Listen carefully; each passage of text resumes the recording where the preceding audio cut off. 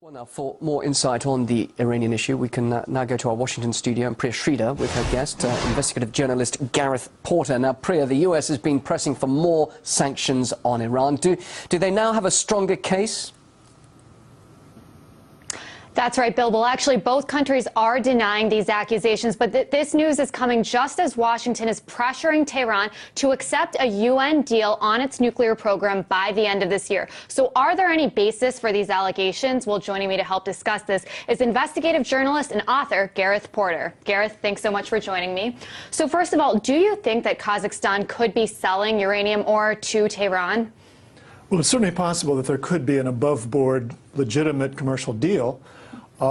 It would violate UN sanctions. However, Iran could be, certainly would be interested in purchasing the kind of uranium that they could use to fuel their medical reactor in Tehran, a 20% enriched uranium. But the storyline that says that there's a rogue group of officials selling under the table uranium, this is very reminiscent of a similar story going back to the early 1990s, coming out of Central Asia, that Iran was getting nuclear weapons. So I'm afraid that, to me, this story has all the earmarks of another disinformation. And so what or who is behind these allegations, then? Well, in the early 1990s, we know for sure that it was Israel that was, in fact, planting that story in the world's press, because an Israeli investigative journalist, Yossi Melman, published that fact in his book a few years ago. Has very good sources in the Israeli intelligence agency. And so, there's been a lot of information and stories surrounding Iran right now, obviously. And recently there was a report in the Times of London that said that Iran is doing tests on a neutron initiator for an atomic weapon. Tell me a little bit about that document. I know you've studied it a lot. Well, this is the latest in a long series of leaked documents, of course, and perhaps the most spectacular of all, because it was used to suggest, of course, that Iran is indeed continuing to pursue a nuclear weapon covertly, and that, in fact, it was very close to, or much closer, potentially, to having the capability, the technology to actually explode a weapon, because a neutron initiator is, as you say, the trigger mechanism for a nuclear weapon.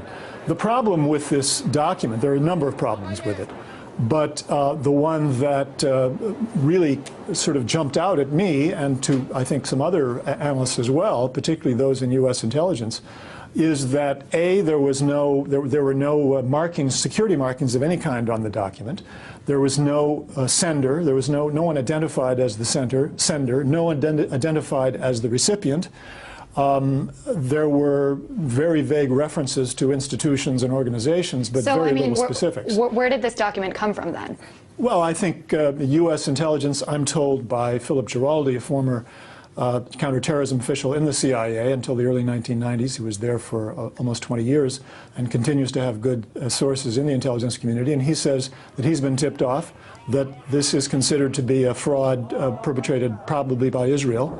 But the UK intelligence, MI6, is also considered to be possibly involved in it. And did this document prompt the United States to take any action against Iran, or what did it exactly what happened? It's another of a long series of documents that are timed to try to put more pressure on Iran to support greater sanctions, and in the end, perhaps from the Israeli point of view, to make it easier for them to justify an attack on Iran, and at the very least to make it more plausible, so that there'd be more diplomatic pressure on Iran. And so if there are documents out there that are like this, how, and there are so many problems, like you're saying, with these documents, how is Washington intelligence or American intelligence missing these, quote-unquote, red flags?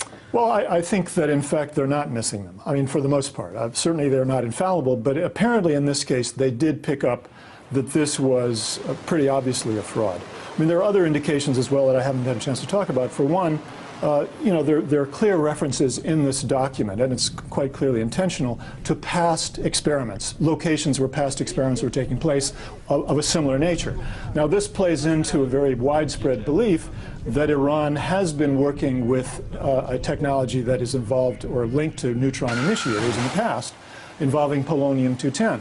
Well, that's widely believed, but in fact, the IAEA, the International Atomic Energy Agency, recanted its previous view that this was a very suspicious set of experiments and accepted the Iranian explanation in 2008 that this was simply a fundamental research which had in mind the possible application to radioisotope batteries.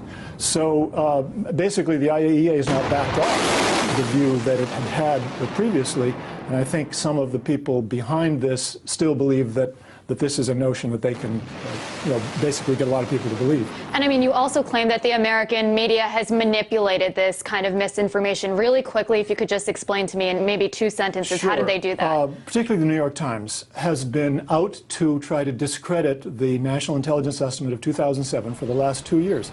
They've gone back over this question over and over again, a number of times. Their coverage of this document went back to the same item, the same argument, that this shows that the 2007 National Intelligence Estimate is wrong. And the Times simply got this wrong. They bit on the idea that Iran had been basically working with the polonium-210 to try to get a neutron initiator. Well, Gareth, thank you so much for joining me. And like I said before, Washington continuing to pressure Tehran to accept a UN deal on its nuclear program, and we'll certainly be keeping you updated on that from here in Washington. But for now, Bill, it's back to you guys in Moscow. Priya, thanks very much indeed. Our Washington correspondent Priya Sridhar there, and a guest investigative journalist, Gareth Porter.